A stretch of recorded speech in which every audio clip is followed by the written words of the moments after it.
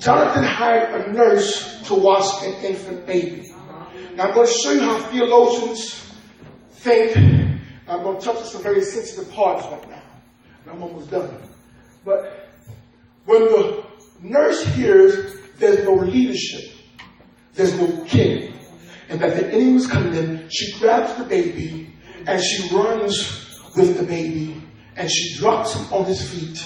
And the Bible says he becomes lame. And at the end of the text, it says it again. And he becomes lame on both his feet. So now she's running with the baby, listen, to protect the baby. Because there's enemies that's coming. So she runs with the baby to protect the baby. But what happens is when she runs with the baby,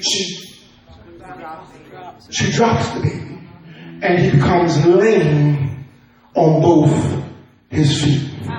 Now, I said to myself, why the Bible didn't say he broke the bones of his feet?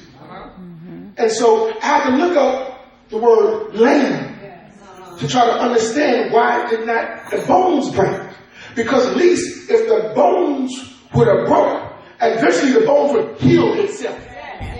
Some of you missed it. I'm going to say it again. I said that if the bones would have broke, at least in time, the bones would have healed itself back together. Because bone heals itself. That's the purpose of why they put casts on the outside, so that the bone can heal itself back completely.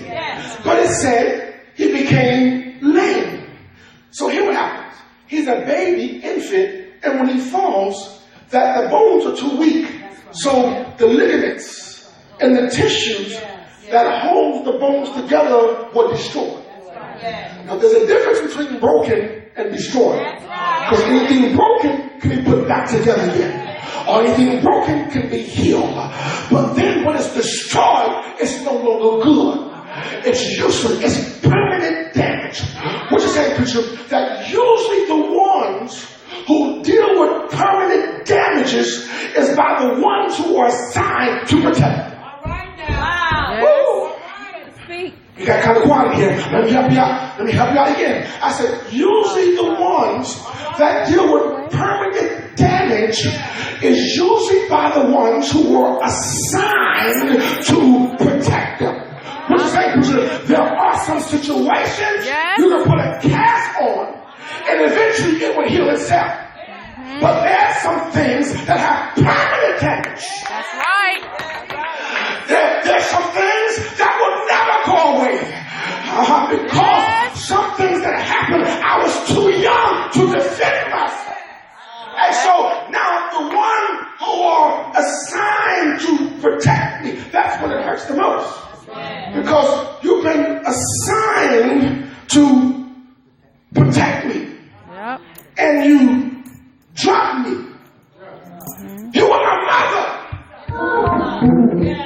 You birthed me. You were supposed to be there to raise me. Where were you? You was my father. And you left me. And now I'm in a home without no father. You dropped me. You was my teacher. You was my husband. You was supposed to be the guardian of the house. You was my wife. Oh, and you were assigned to protect me, but yet you dropped me. What you say, preacher? I need you to face reality that there's some things that has an inner scar that I just can't tell you to just get over it. What is it here? It's not that easy. It's facing the reality that there's something that happened to me, but I can't allow it to keep me. Because there's some people that get stuck. I wish I had a Winston here. I went to one sister's house. I said, how's your husband doing, your ex-husband? And she said to me, don't you ever mention his name in my house. And I said, wait a minute. Wait. And I got to prophesy to you now. Because I know your kids at my age, So you have to be divorced from this man over 30 years. And you've been married twice. And now, when I mention his name, it makes you upset. So I said, let me prophesy to you. Because you know, a prophet just walked up in your house. You've been married twice, and if you get married again, it's not going to work. Because guess what? He's still got control over your life. That's right. Until you're able to release him and celebrate him, and he celebrates you, you can't move forward. The whole idea is let me tell you that there's something shiny that's happened in my life, but I'm not going to let you have that much control. But I can't move forward. Devil, you will let you be damned, devil. I'm going to move forward. That's right. I don't care what happens in your life. Don't you let it keep you down. That's right. That's the purpose. He wants to keep you stuck. And the one who was assigned to protect him dropped him.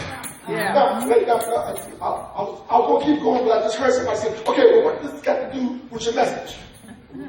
What is apples?